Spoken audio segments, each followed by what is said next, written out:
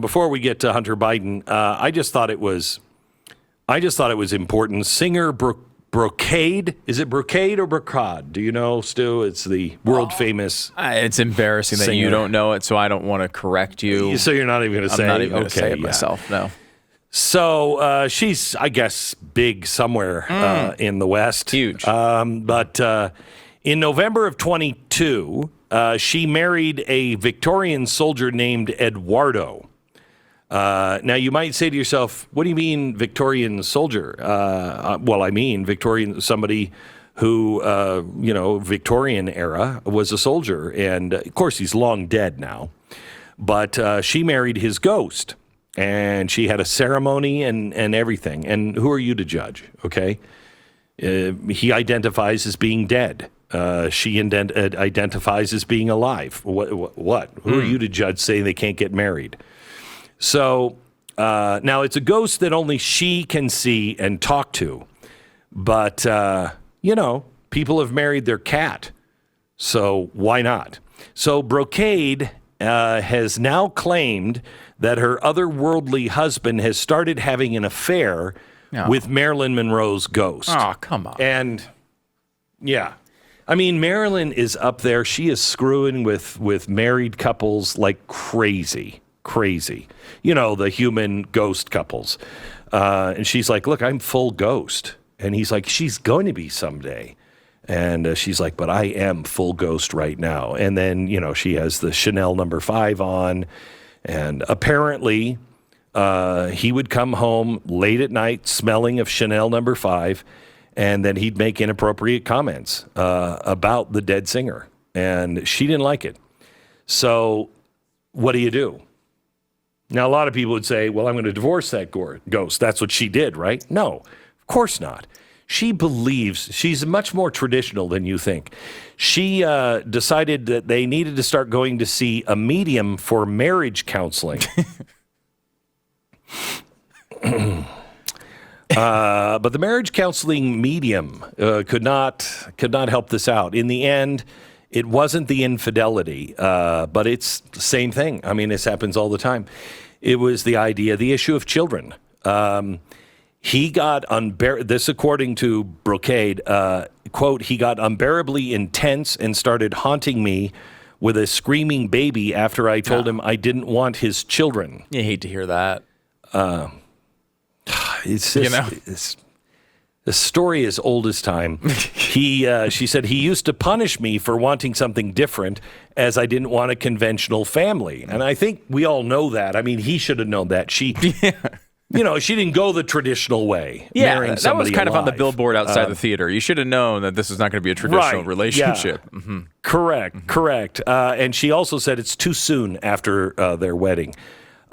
She claims Edwardo started haunting her with the sounds of babies screaming in the night. She said, please, being married to a ghost is harder than most people think. And that's when she decided to divorce with an exorcism.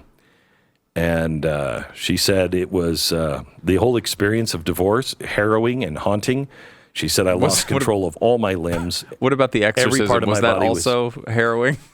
Or just the divorce? Well, I'm not sure. I mean, I'm describing her divorce. Lost control of all my limbs with every part of my body shaking and sweating. It also gave her a bout of Tourette's and a craving for raw lemons. Can I just point out one little thing here, Glenn? Sure. Everything you just said is no less sane than thinking you're the opposite gender of what you are.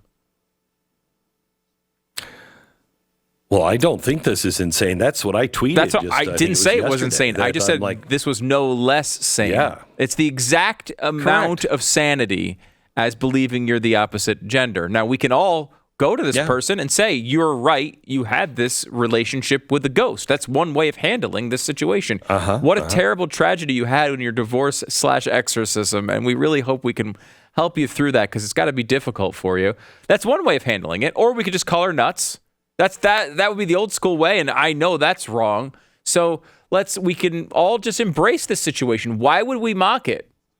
Doesn't seem like she's connected to reality, but hey, is that really important?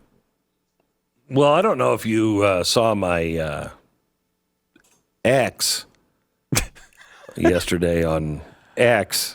I definitely did not. I don't know if you followed it. You saw my tweet on X. But I showed this woman. She is horribly anorexic. She literally looks like a walking skeleton. And she's probably in her 20s, and she horribly anorexic. She's some sort of, social media star, and showed this video of her, and then she's lost a lot of weight. And people were like, hey, you've got to have a sandwich or whatever. You got to get help. And I thought to myself, how dare you? I mean, we've learned from Lizzo that being fat is healthy. Mm-hmm. And if we can gather around and stop the fat shaming by saying it's unhealthy, who are we to judge another person and say that, they see themselves as fat? Yeah. Well, some people see themselves as a cat, and we embrace that. If she sees herself as fat and that's her reality, who are we to deny it? Right. And stop her and saying, hey, you're not fat? How dare you? Oh, yeah. And I think we have to go farther. We have to affirm the fact that she is fat. We should say to her, yes, you are fat. You should eat less. You shouldn't eat a sandwich. You should eat less. Yes. You're eating too much. Yes. You're overweight. What you think of yourself is true. You're very, very fat, and you need to lose weight immediately. It's unhealthy how fat you are. All I'm doing is affirming her weight. Size affirming care. Mm-hmm. That's all I'm doing. That's all we're doing. I'm just affirming her size. What she sees, I'm going to celebrate. It makes perfect sense. You're fat. You're fat. Mm-hmm. You're married to a ghost from the Victorian soldier. All that's true. Everything you think about yourself is true, whether it connects with reality or not. We affirm it. That's our policy now, and that's the world the left wants. And I guess this is what we're supposed to bring to them now. Yeah, I didn't know how to react to that. All these people were like, "Oh my gosh, she's so skinny. She clearly has a mental disorder, anorexia. She needs help." And I thought, how dare you? How dare you? How Seriously, dare you? She's a whale. Why would you sing? She is a disgusting whale. She is a hideous Gila monster. She needs to lose weight immediately. I'd say have a salad, but that's too many calories for where you are right now, you fatto, you fatty, fat monster. Get out. Good for Just you. stop showing pictures of yourself, care. you fatso.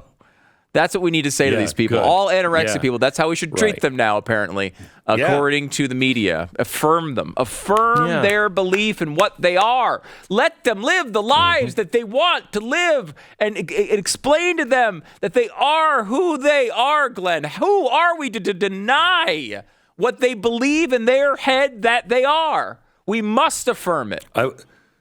I was really upset that people said it was a mental disorder. I mean, they're not doctors. They don't know. Are they doctors? She's living her best life and her happiest life.